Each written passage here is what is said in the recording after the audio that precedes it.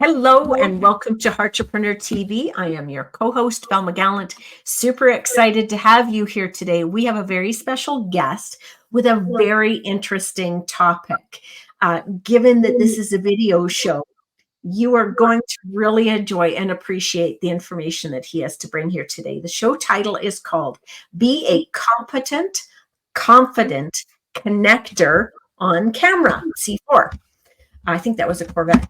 Anyways, our guest today is Roy Varner, Video Maestro. He's a 40-year career developing transformational learning systems. He has a 40-year career developing transformational learning systems and producing, directing award-winning film and video for major corporations. He's a published author and professional photographer, now providing a unique learning process as the missing link to master your on-camera persona, to look and sound like the go-to expert in your niche, win trust, and convert leads to raving customers. Welcome to the show, Roy. Thank you. I'm really glad to be here with Terry's team. I'm excited to have you here too. I don't know if you noticed, but I popped a little comment in the live inside of our group that said video killed the entrepreneur.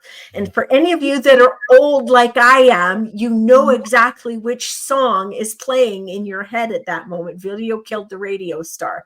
So I think that there is a possibility that how we present ourselves on video is going to have an impact on our entrepreneurial journey as we're playing in the arena of video. I believe that. I don't know necessarily that it's going to kill us. I do believe, though, that the better we are with our video, the better chance we have of making that real trusting connection with those of us who are watching. I'd love to hear your thoughts on that. Okay, well, I'll tell you what. There's a couple of sad statistics that really back up what you just said. Okay. One of them is that 93% of entrepreneurs and coaches, wannabes, who go online to try to make a living and spend all this money on these shiny object programs and everything like that, 93% are making less than $400 a month. That's $100 a week. Now, you can't live on that. So what's going on? Well, here's another statistic. 97% of them are not making a living online. So what happened to all the promise of all these programs to get us online and get us rich, right? We don't have to worry about jobs. We don't have to go to college for things. All we do is just jump on, take a few programs, and we're going to get rich on the internet. It's not happening for the vast majority of people. And you really pointed out what I think is the major gap, the missing link. The problem is that people follow all these systems. They watch all the videos, get all the information, and they build a system.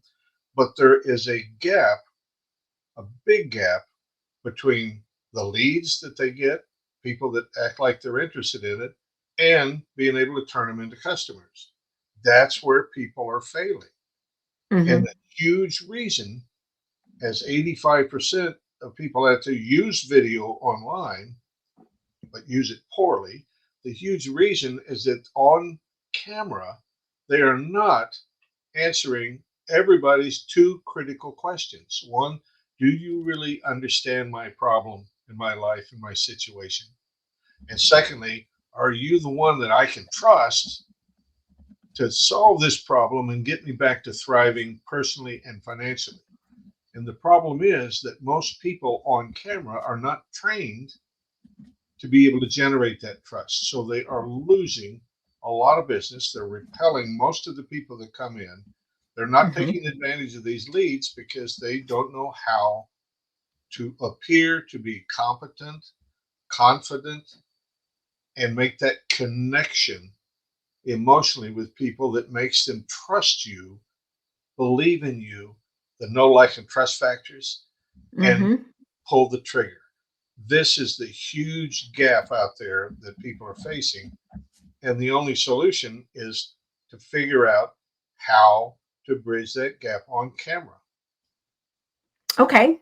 So let's start at the bottom here, and then we'll work our way up. What are some of the major mistakes? We'll start with mistakes. Let's start with the major mistakes that you see with some of the people that you see online. What are some of the most obvious mistakes that many of us are making? Sure. Well, first of all, about half of our problem is the distractions that we're allowing and doing and acting out. We don't see ourselves the way strangers do. We can't. We are comfortable with ourselves, the way we talk, the way we look, etc. We're comfortable with how we speak, what our background is, what we wear, and all the things that we do. Okay. The Mhm. trouble is that everybody's got about 2 dozen things they do that are turnoffs, that are distractions. I call them video voodoos. I coined that term because they curse your sales and connection. They haunt your reputation as long as you have them. You can't get over this gap. You can't make this happen until you get rid of the distractions. So I have a whole part of my program that we get rid of those. First, we identify them because you don't see them. Other people do, but you don't. And so we point them out, identify those things. Several examples. Uh, Someone gets on camera and their head is down near the bottom of the picture, and all we see really is ceiling. It's a simple thing. All you have to do is tilt the camera down, but they don't think about it. It's especially in vertical selfies. You see it all the time. The face is down at the bottom, and there's all this ceiling. And the problem is that people look at that and they're uncomfortable. That's not the way we see people on TV shows and newscasts and all that. So we get uncomfortable with that. And we don't feel like this is a competent person. Another good example is lighting. Someone stands in front of a bright window. Their face is dark. We can't see their eyes, can't see their skin and face very well. So it's not like we're across the desk talking with these people. They're in a cave, right? In that cave, we don't connect with them. We don't emotionally connect unless we can see the eyes of the person we're talking to in particular, and unless their face looks normal. The thing Mhm. about Zoom and being on camera, COVID's gotten us into this heavily. We used to do all this in meetings and workshops and conventions and all that, but now we're on camera. So we need to get back to that sitting across the table feel, that I'm looking at you and I can see your face and your eyes, and you look like a normal person, and we're like across the desk from each other, right? That's Mhm. what you got to get back to. That's what's interfering. A third example is a background that a lot of people put things in the background that are so distracting that you want to watch the background and see what's there. I know one lady that has a half moon and a little character sitting in on her background. So when she comes on video, your eye goes to that and you're wondering, what does that have to do with anything? And actually it was just something she likes, right? But it's distracting. So she's trying to get my attention, get me to look at her eyes and listen to her message, but I'm glancing back over at the half moon and saying, "What the heck is that? What does that mean?" These are distractions that pull us away from hearing your message and connecting emotionally with the person as a person.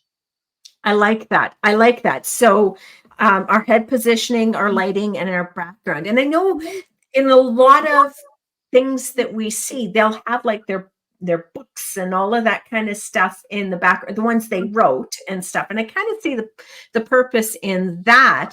And I really do. I actually connect to that because I'm easily distracted. I'm very easily distracted. That's Squirrel. the reality of Yeah, everybody's easily distracted. I have Everybody. shiny squirrels Yeah, everywhere, yeah, right? yeah. Um, so yeah, I do recognize that. What are your opinions on like the fake backgrounds and green screens and stuff like that? Well, there are three types of backgrounds. There's distracting, there's neutral that doesn't distract at all, but it also doesn't say anything about you. It doesn't brand you. It doesn't give a feeling about you. It doesn't contribute to your connection. And the third one would be a signature background. And that Mhm. one is designed to tell people visually who you are and what you're all about. That's where your books that you published and your logo and things that relate to you. If you get them right so that they're not too distracting, but you can refer to them and they create a feeling about this person, that's part of the strength of your brand. So background is very important. If we Okay. at least have to get it neutral, but we want it signature.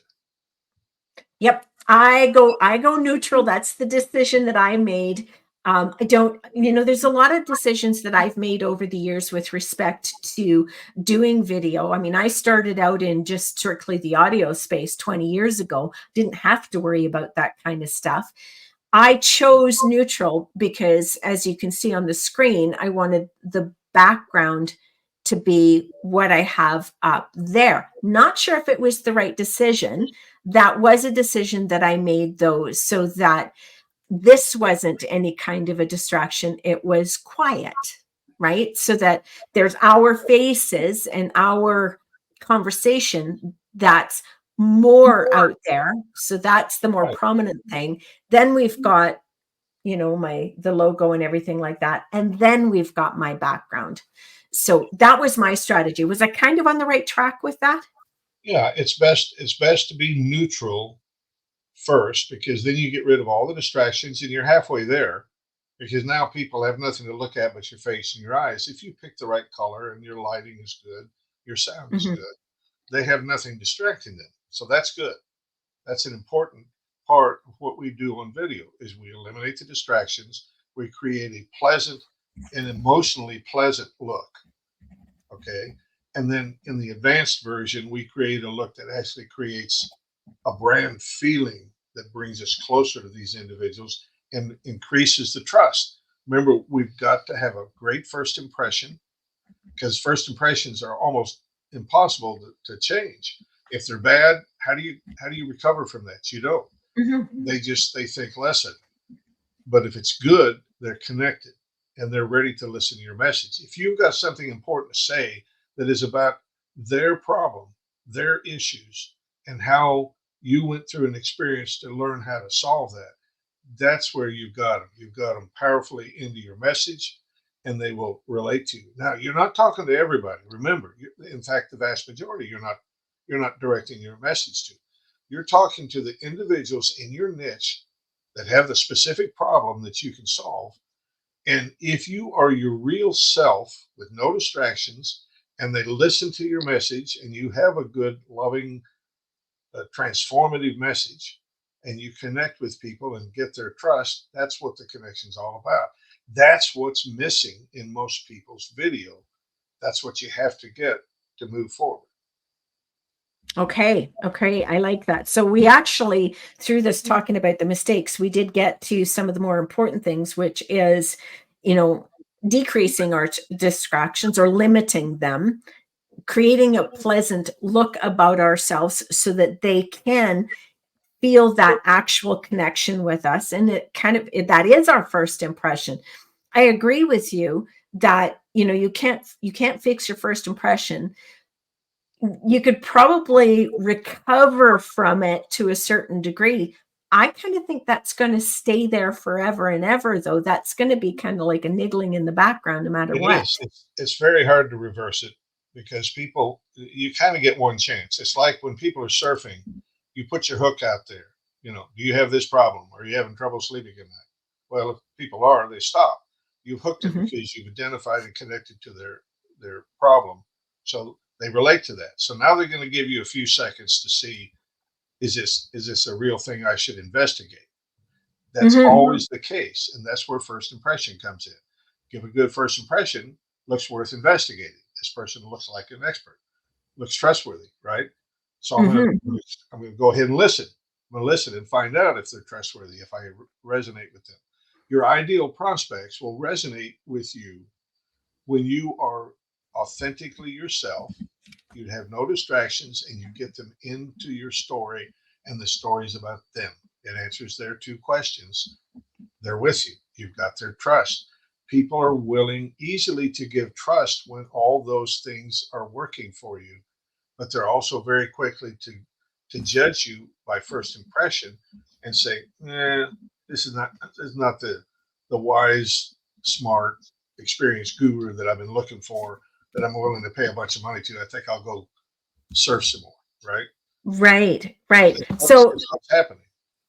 so I kind of heard I heard a kind of an order of operations with respect to what you shared here. And that is we're connecting to their eyes first. So, the distractions or lack of distractions. Then we're connecting to their ears, the stories. And then all of this ends up leading us towards the feelings. So we're going eyes, ears, feelings is kind of the order of operations. And we want to make sure that we actually get down to that feelings part. So was I hearing you well? Yes, and it's true that human nature, and I've learned this over the years. I mean, it's just a pattern that repeats over and over and over again. We are emotional creatures. We make decisions Mhm. emotionally. We can't help it. We have a set of assumptions about ourselves and the world. We have needs, a sense of belonging, a sense of connecting to people. And we decide everything emotionally. And then we logically try to justify our decisions so we don't look stupid doing that, right? The last thing people want to do is look stupid. In fact, that's why public speaking is the number one fear after death, and on camera is right there with it, because so many people have told me I'm just terrified to get on camera. I've helped a couple of, well, not a couple, I've helped many experienced gurus. I mean, people that are making a lot of money and doing well, but they're scared to death to be on camera. They don't have the courage to do it. Well, the problem is that if you don't have confidence, self-confidence in what you're doing, you're dead. So you've got to have the competence of eliminating your distractions and then getting good in 5 areas that I'll go over in just a minute, uh, that are professional techniques of how you look and sound like the go-to expert in your field, right? But then you have to have the confidence. The cool thing is when you do the first two, get rid of the junk, and then start looking like and sounding like a pro, and you're lit well, you're dressed well, the colors make your face look good, etc. When that happens, your confidence zooms, and it's just a natural process. Once you get on and start doing it, then that fear's gone. You're okay. You're past it. That's the critical cycle of those 3 steps that people have to do. And I mentioned the 5 steps. Let me tell you about that. This is kind of the core of how to look and sound like the go-to expert in your field, right? It's camera positioning. It's how you're framed in the picture, how close you are, how far you are. If you're too close, it's TMI. We get uncomfortable being too close to people. Too far, body language says, I'm not interested in you. So there's a balance of Right. distance, headroom, framing. So that's all part of it. Focus of the camera, etc. That's number one. Number two is lighting. Lighting is critical because you want natural skin tone, and we want to see your eyes. That's the critical part about lighting, because those are the connections. The eyes are the heart to the soul. The skin makes you comfortable or not comfortable, right? Third Hmm. one is sound. You want the sound to be good enough. We don't have to, none of this has to be perfect. When you get rid of the distractions and you basically solve these 5 things I'm talking about, good enough. I'm old, I got gray hair, I'm chunky, but it's not about me, it's about them and their problems. And when they connect with me, they realize I can solve their problems, I can get them happy again, I can get them money again. Okay. So the third one is sound, just normal sound, so you don't sound like you're in a barrel or something. Fourth is the background that we talked about. Get rid of the distractions, at least make it neutral, preferably signature. And then the fifth one is how you dress and look. You have a look that draws attention to your face and makes your skin look good. That's simple and it isn't distracting. And you look and sound like the pro. Okay. Those are the elements that we have to go through. And honestly, it's not something I can package and mail to you.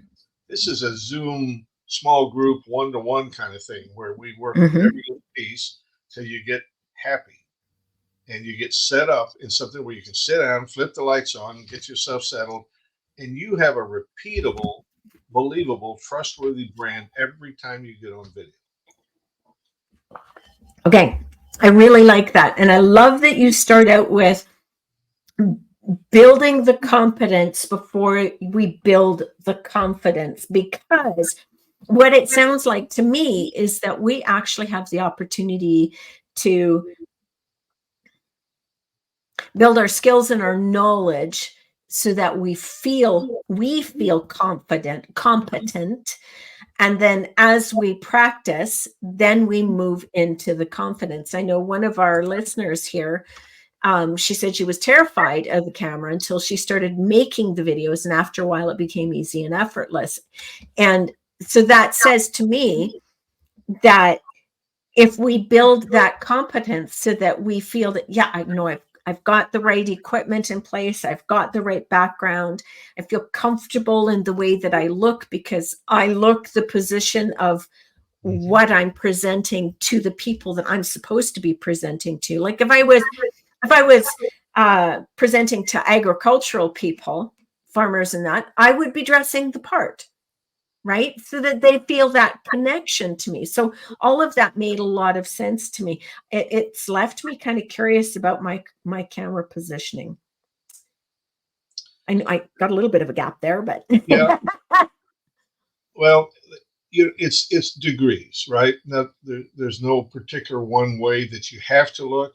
It's eliminating things that get people's attention. There's nothing particular about your setup that gets attention except your headrest on your chair. So I would probably recommend that you have a okay. lower chair that just shows you and your shoulders and your head against the background. Then we don't have any distractions.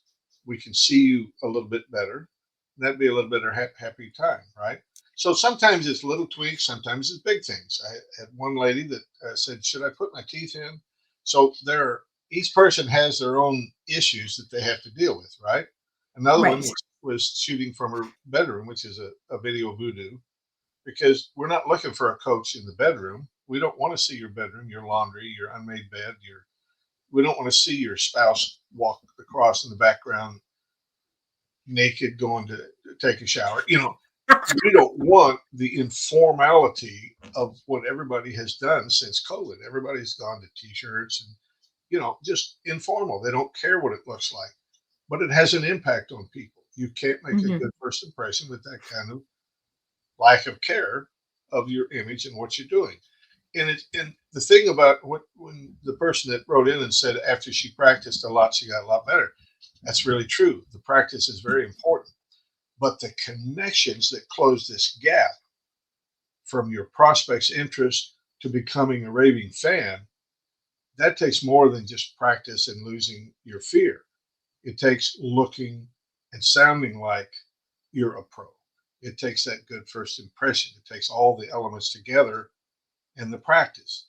And then when you have that together, you naturally get that confidence. Confidence, I always delay talking about and working on confidence till later because most people, by the time I get through eliminating the distractions and making them look and sound good, they feel so good about themselves. One lady said, "I look so pretty." She had never Oh, been lit properly on video. She didn't know she was actually nice looking on video, right? And other people hide behind pictures. Even gurus that make good money, they just show their picture there because they think people are going to criticize them. So they have to look better, and then they look there and they say, "Wow, I look pretty good. This ain't half bad. I don't look like an idiot. I don't feel bad getting on video."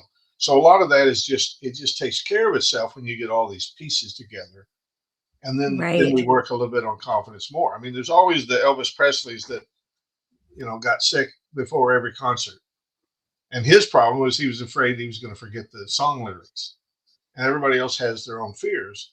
But when Mhm. you know you have a brand that is believable, when you know you don't have distractions, when you know you're not going to look stupid, and people are not going to criticize you, they're there because you look like a pro and you sound like a pro, and you talk about their issues that they want to know about and how to solve them. And you get that combination together, that's what bridges the gap. That's the missing link that people don't have. And it's not everybody's fault because who's been fully trained in how to do this on video? The training you get on video online is these guys and ladies that want to give you A to Z how to produce video.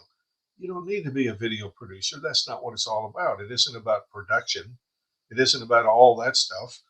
It's about being real and being accepted as the authority and gaining the trust because you're a real person and you look and sound like I should trust you. So by golly, you got my trust. Let's do it. Here's my money. Right, right. Okay. So one of the people watching the show, she made a comment here that I find quite interesting. She said she finds that when she stands when doing her videos, it's much better and she feels even more confident when standing. And as I consider what she said there, if I was standing, I certainly wouldn't have the headrest behind me. I think one of the Right. concerns I have with standing is that we can be moving a lot and that maybe our movement can become a distraction. What are your It thoughts on can. that? Yeah, it can. Standing has its problems that you have to deal with. But the thing about standing is what I've done my whole career with people when I would take a professional actor and bring them in the studio to do a voiceover for an audio book or for a show or something like that. Invariably, they don't have enough energy.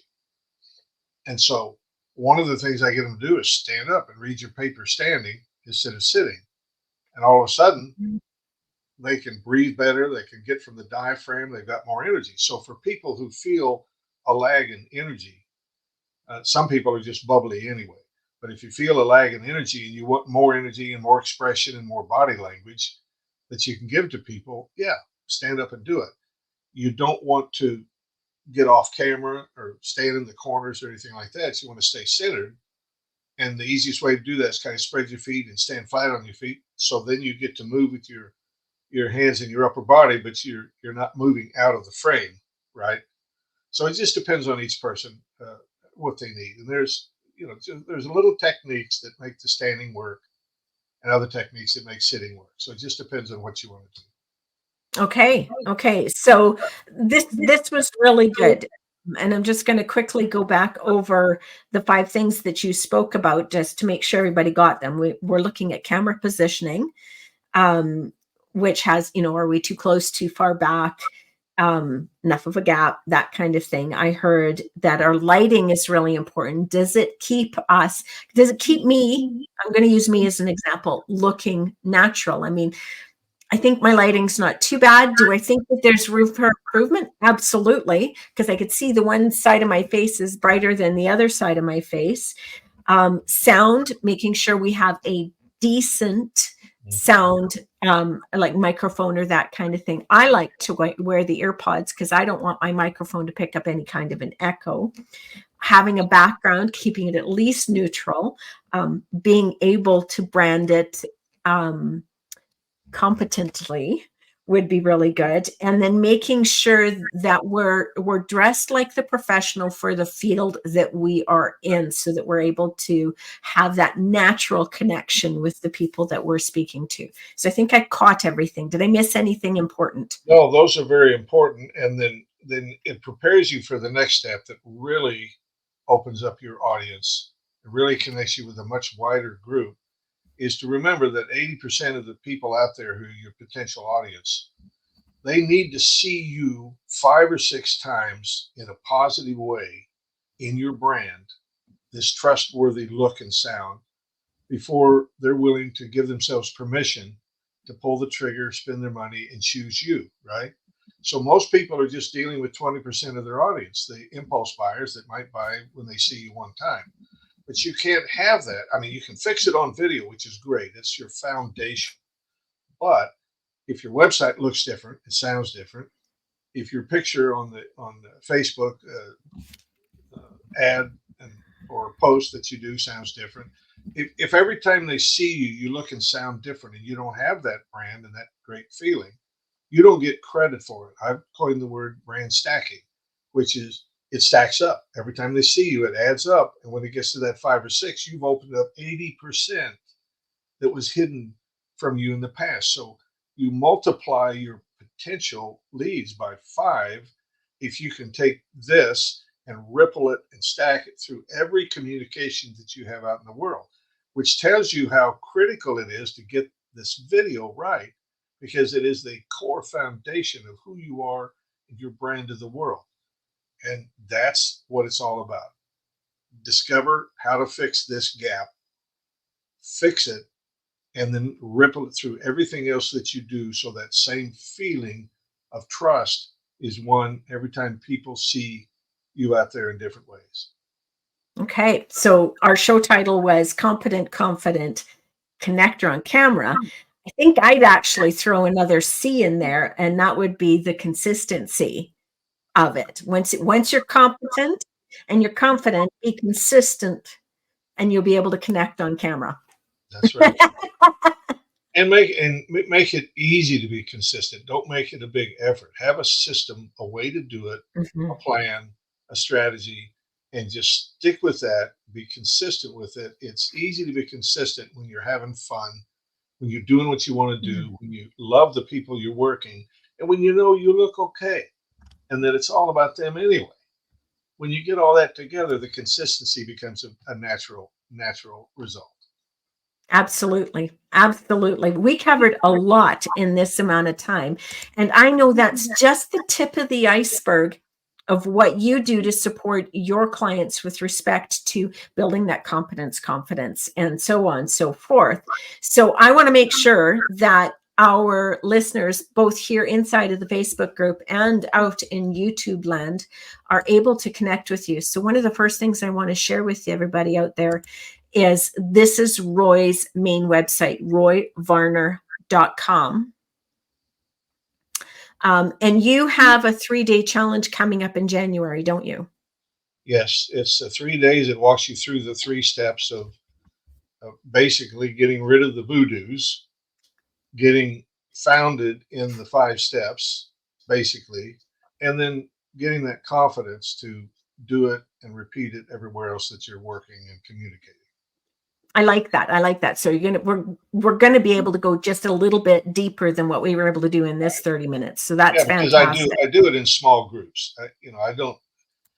You can't learn in a big group with just information and rah rah. That's not doing it. You learn by Right. doing and by fixing. And everybody in my groups gets some one-to-one attention, and they all listen to what I'm telling the other people, and together all of that makes a big difference in them because we are customizing to their particular needs and not just giving A to Z video stuff.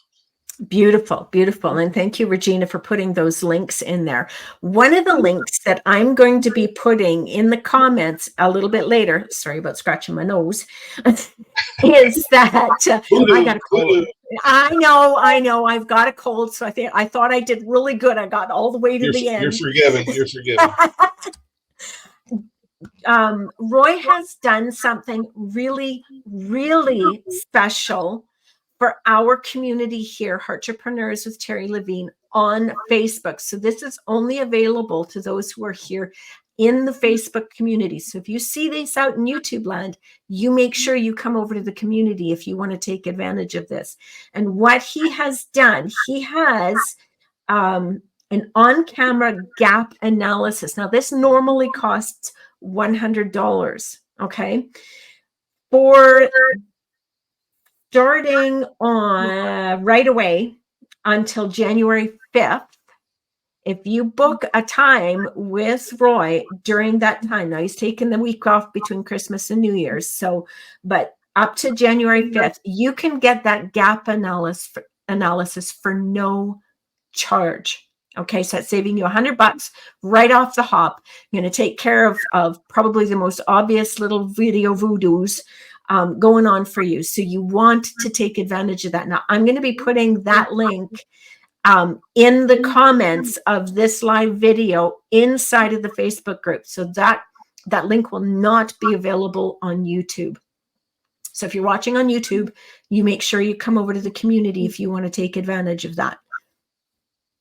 Okay. I think we covered a lot in this amount of time. I see we did go a little bit over. Roy, thank you so much for your time and sharing this very interesting video. We do not want video to kill the entrepreneurs.